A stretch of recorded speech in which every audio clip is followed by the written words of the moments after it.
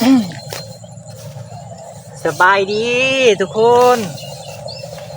มาวันนี้มากินข้าวน้ำกันเด้อกินข้าวแล้วก็ชิลูกหญ้าได้ทุกคนได้ผลหญ้าเต็มให้หน้าอยู่นะได้เสือก่อน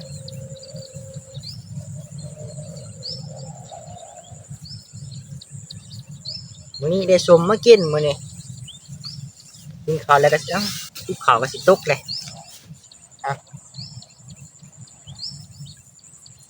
แต่ของแซ่บมื้อนี้ได้สมห่อบักใหญ่นึงคุณนะกินเบิดบ้านพุ่นแล้วสมก็ห่อบักใหญ่คุณนะ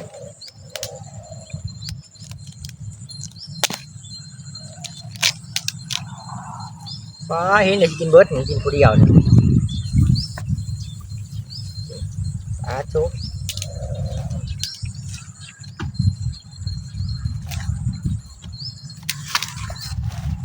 เบ็ดตองเป็นทุกวัน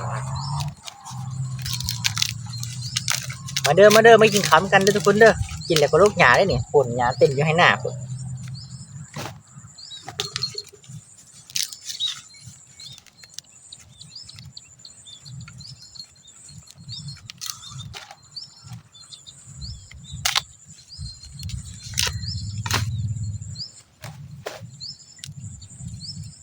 หน่อยลงเถอะปะ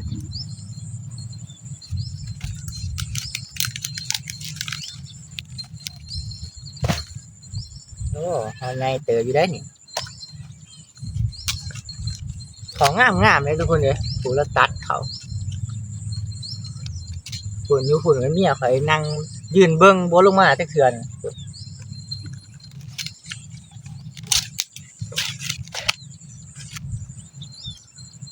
งามเลยเขาลาฟินเขาตาไผ่งามฟินโอ้ย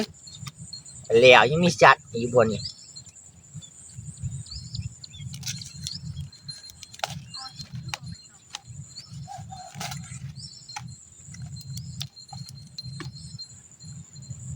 อะไร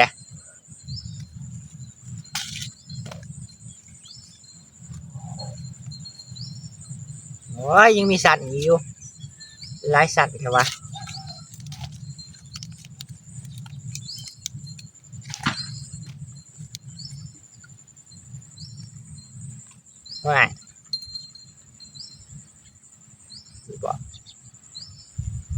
วายยังมีอีกสัตว์นึงมีสัตว์นี่สัตว์สุดท้ายเลยบุญส่งอันดีโอ้ยเด็กกินเลยทุกคนมาสมห่อหมักใหญ่เหลือทอนี่กินแล้วลุงนกหญ้าได้ปะ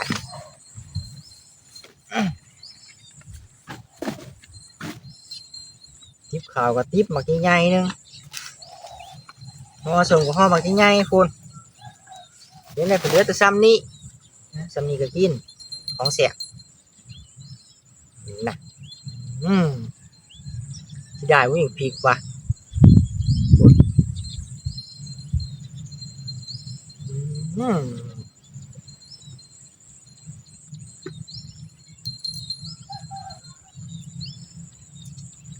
พอสมหมักใจ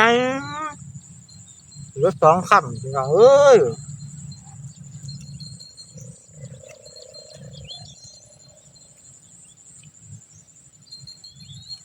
หญ้าก็หลาย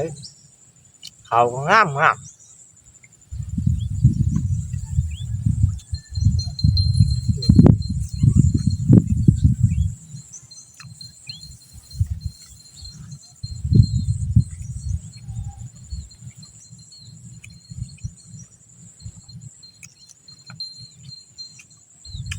พอสมยังไง2 คำ